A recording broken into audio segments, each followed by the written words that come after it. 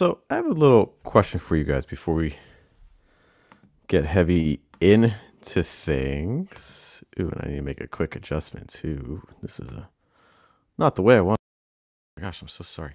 Okay, let's try this. This might be a little better. Okay, so I want you guys to take a look at this little sentence I put on screen. And if you're listening to this, just ask for your patience for a minute. How would you say this little phrase? And if you said this phrase as, I ate the cake, I ate the cake, I think that that can sound natural, but I think there's some other things that we can also do that might actually help us pronounce this even more naturally by weakening our stress words. Let's talk a little bit more about stress in pitch today. Hey guys, good morning, good evening, good afternoon. Welcome to your daily American English pronunciation show.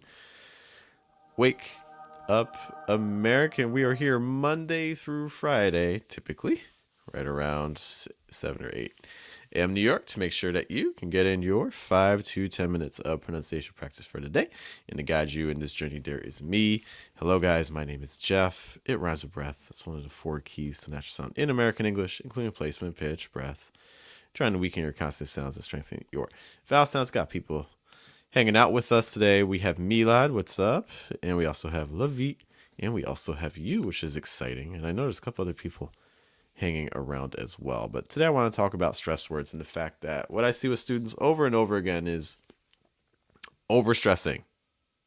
Overstressing. Because to show stress in American English, all you need to do is to go up in pitch slightly. You just need to go up in pitch a little bit. Okay, so it doesn't need to be like duh, duh to show stress. It can honestly just be like duh, duh, duh, duh. So this is going to be fundamental if we are really interested in trying to achieve a natural sound. So let's kind of look at stress in a couple of individual words to demonstrate exactly what we are talking about. And you can see if you are having this issue or not, because I just see over and over again, a lot of people who have learned English are having some trouble. They're overstressing. Let's take a look at this first word. We're going to look at words with multiple syllables to balance things off. So this word is independent. Okay. The way that this works is, remember, when you stress a word or you stress a part of a word, you go up in pitch. If I don't stress you, I need to go down in pitch. The last thing that's really going to be helpful is that right before a stressed word or a stressed part of a word, stressed syllable, you want to make sure that you go down in pitch an extra step. So it's not enough to just do in this word like independent, independent. That's fine. It has some contrast, but if you went a little lower on the second syllable, it might give you more contrast. Independent. Hear a difference between independent and independent. Do you hear the difference there? Independent, independent. A lot of students are doing the first way, independent, where you can hear the stress, but there's not a lot of contrast between the first 2 syllables and the stress syllable. Whereas when you say independent, you get that little dip that adds a lot more contrast. Okay. One of the nice things about going down in pitch right before your stress syllable too is that it means you don't have to go as high on your stress syllable. Because I could say in the pen. Versus if I don't do that, then I have to do like in the pen, which is a lot higher, right? It's like in the pen. You can probably hear a little bit of a rhythm difference there. Okay, so that's an example here. So when I say independent, I don't need to say independent. Do you see that that sounds overstressed? Can you say, like, if I had the sentence like the country is now independent. The country is now independent. That sounds overstressed. Versus if I say the country is now independent. The country is now independent. The country is now independent. The country is now independent. Do you hear the difference between those? I would argue that the second one is a little bit more natural. The pitch ranges aren't ever jumping dramatically. What's up to Emmanuel joining us as well. So that's kind of just something I'd be paying attention to there. Man, Levi's bringing in the heavy words here.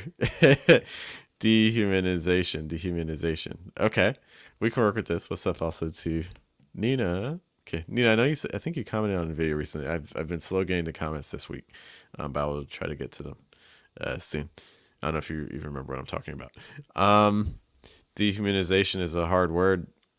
Okay, so keeping everything we just said in mind, what you can do is if you have a word that's hard, start off with the vowels. So you have an E, U, N, I, A, N. E, U, N, A, N. Can you just do the vowels? E, U, N, A, N. It doesn't even need to be pretty. It doesn't need to be perfect. Like E, U, N, A, N. E, U, N, A, N. What's also to say gotcha. E, U, N, A, N. Then once you have the vowels, then you can add in the consonant sounds. It's like E, U, N, A, N. And as you do the vowels, try to also get the pitch pattern you want to use. Like E, U, A, N. So you dip right before the A. It's like A, D, E, U, A, N. E, U, A, N. E, U, A, N. Dehumanization. E, U, N, A, N. Dehumanization. E, U, N, A, N. Dehumanization. Okay, a similar one too. Is this even where are people pulling these words? De-individuation? I've never had to say that before. But if I had to, I would say de-individuation. De-individuation. Try not to go too heavy again in pitch on the A. So it's not de-individuation, it's de-individuation. Same thing here. So we had the word monetization. So it's not monetization, versus monetization. Monetization.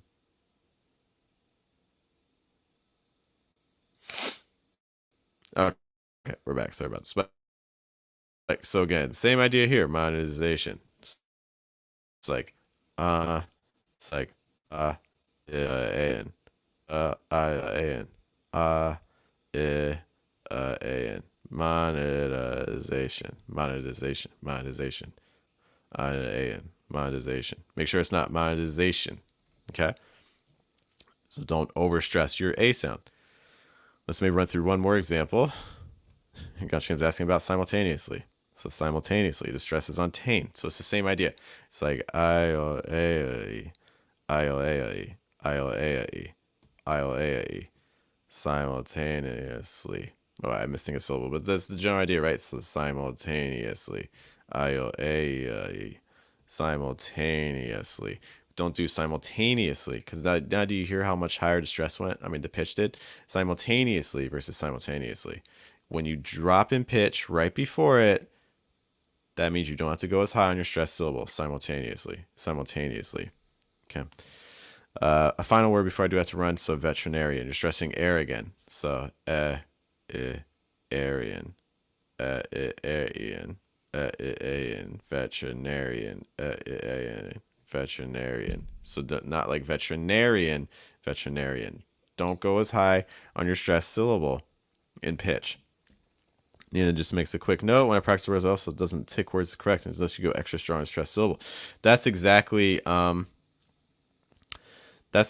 issue. On the videos I've done with Elsa, you'll see I have the same issue. Elsa marks my words wrong because I don't exaggerate enough and I link and things like that. So if you use these sorts of tools, you're not gonna do well in Elsa because Elsa's expecting like perfect pronunciation on every individual sound.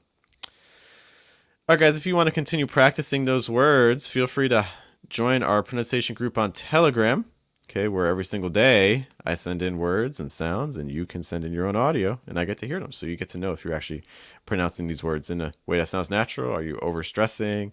Are your pitches okay? Your placement and things like that. If that sounds like something you're interested in, you want feedback from me on your specific sounds, you go to fluentamerican.com/Telegram. I will see you all later. Hope you guys have a good day, have a good night, and a good afternoon.